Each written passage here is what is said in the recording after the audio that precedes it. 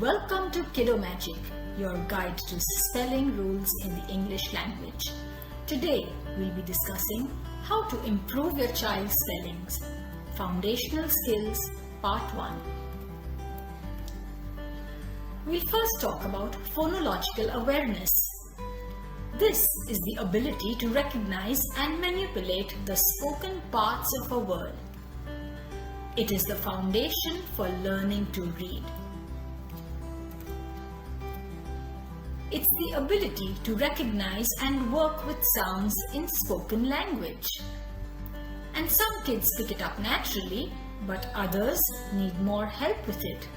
As we work with children, helping them to develop a strong foundation of literacy and language skills, we must realize the importance of phonological awareness. The first part is understanding a sentence.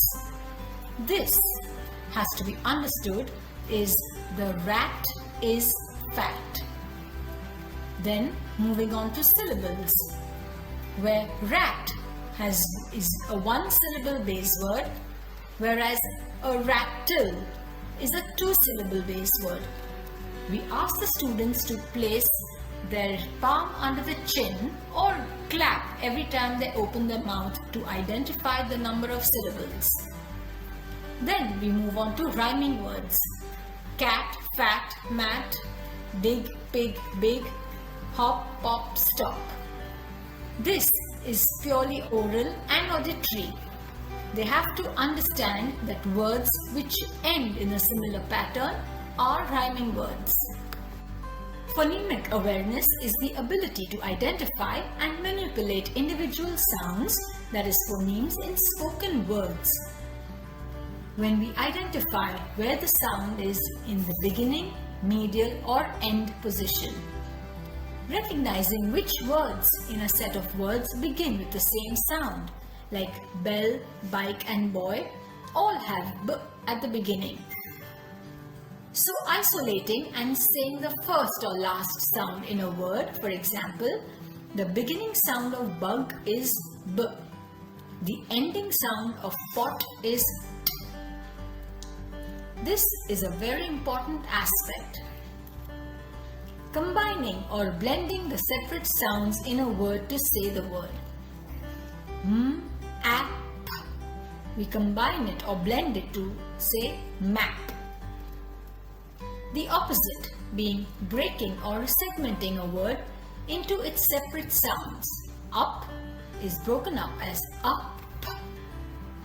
To manipulate the sounds, it's important to know all the consonant sounds and the vowel sounds.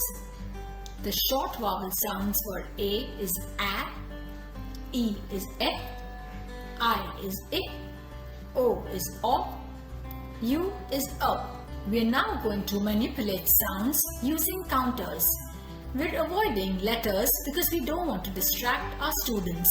They only need to focus on the initial, medial and final sound in the word. So the first word is mat. He'll put the counters as M, A.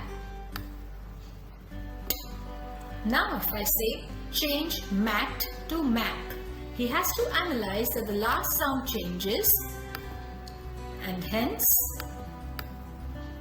he changes the third counter. Now it is map.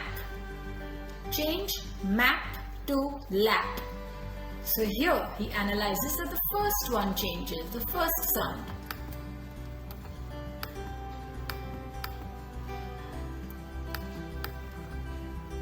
Now it is lap. Change lap to lip. L, I. So I have to change the medial sound.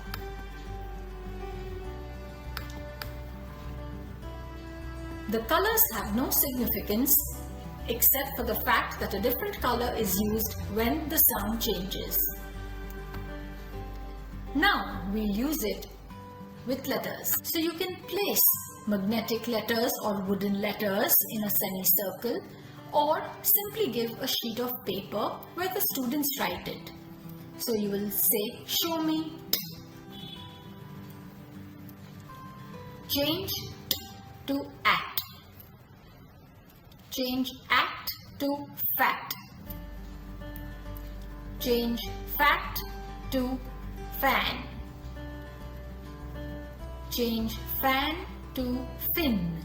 Now if the student is confused, he will break it up. It means I have to change the medial sound, the vowel. Fin. Ask them to repeat the word. If there is an error, they need to correct themselves right there and then. Change fin to sin. Change sin to sun. Here we are manipulating all the three sounds, initial, medial and final sounds. Change sun to gun. Change gun to gut.